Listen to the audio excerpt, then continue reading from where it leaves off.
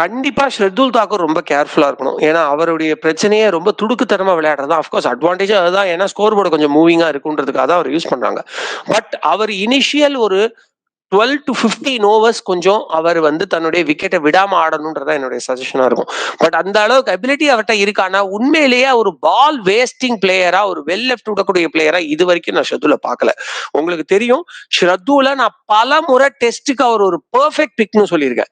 இதே இந்த சீரீஸ் ஆரம்பிக்கிறதுக்கு முன்னாடி என்னுடைய இன்ஸ்டாகிராம்ல நான் போட்ட ஒரு முக்கியமான விஷயம், ஷர்துல் வந்து இவருக்கு பதிலா வந்தது, அதாவது நம்ம நிதிஷ் ரெட்டிக்கு பதிலா வந்தது தப்பில்லைங்கிற மாதிரி நான் போட்டிருப்பேன். ஏன்னா இங்கிலாந்துல அவர் வந்து நம்ம இந்த ஃபைனல் தோக்குற மேட்சஸ்ல கூட அவர் அழகா நின்று 50 செஞ்சுரி போட்டிருக்காரு.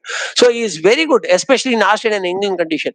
அதனால அவருக்கு அந்த அபிலிட்டி இருக்கு. பட் ஒரு பால் வேஸ்ட் பண்ணி விளையாடுவாரா அப்படிங்கறத வந்து இந்த அளவுக்கு அந்த அளவுக்கு நான் பார்த்தது கிடையாது.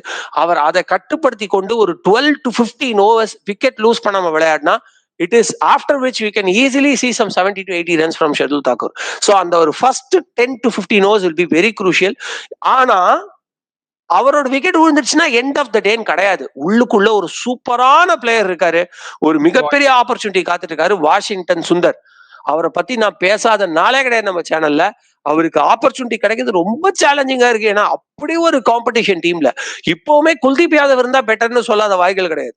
Though is bowling very well. So அந்த ஆப்பர்ச்சுனிட்டிக்காக தான் அவர் காத்துட்டு இருக்காரு.